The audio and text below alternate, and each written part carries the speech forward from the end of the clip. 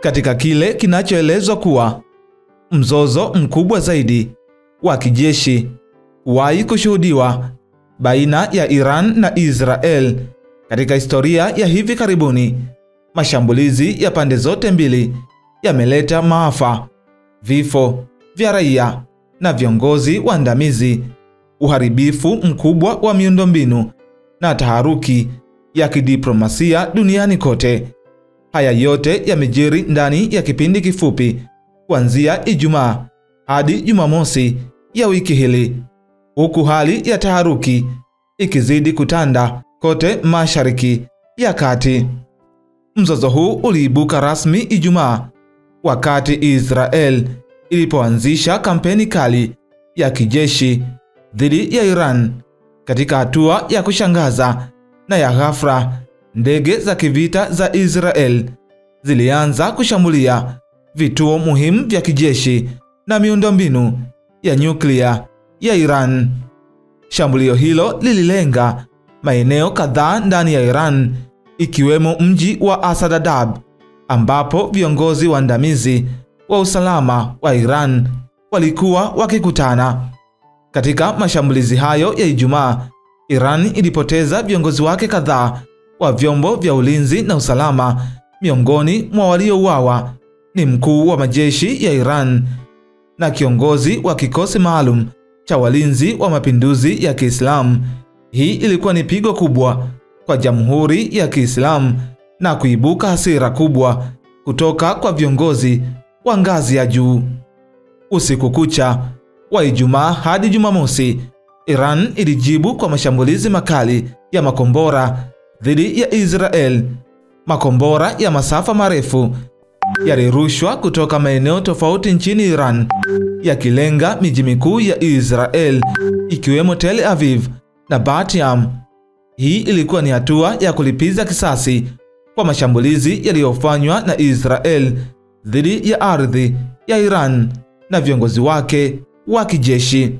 Mamlaka za Israel zimeripoti kuwa mashambulizi hayo ya makombora kutoka Iran yamesababisha vifo vya watu wasiopungua 10, huku wengine takriban 385 wakijeruhiwa vibaya katika eneo la Bat Yam karibu na Tel Aviv, mji muhimu uliopo katika ukanda wa Mediterania.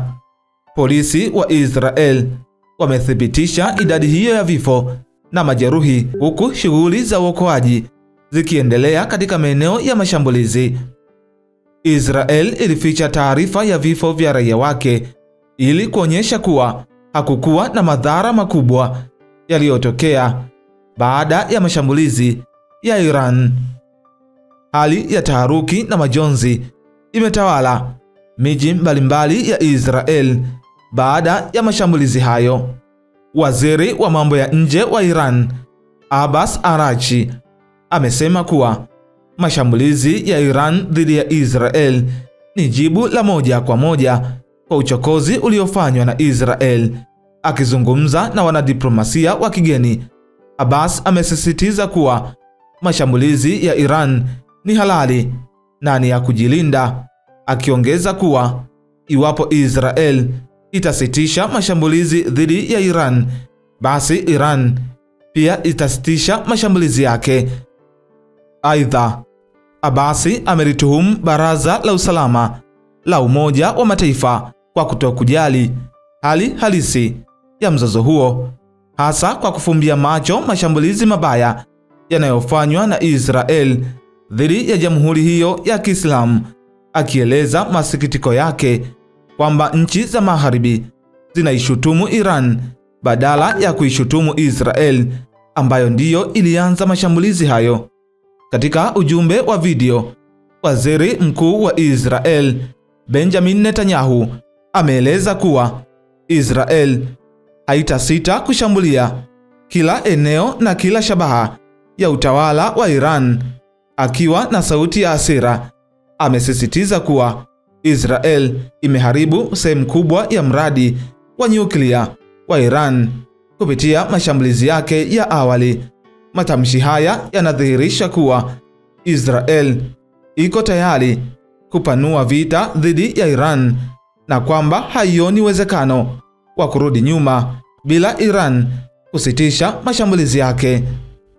Lakini maafisa wa Iran wamesema kuwa nchi hiyo imehamisha vifaa vyake vya nyuklia kutoka kituo cha Fordo, hatua inayoashiria tahadhari kubwa ya Iran dhidi ya mashambulizi ya Israel.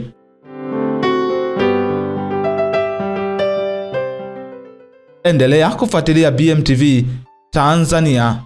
Jina langu ni Castle Elias.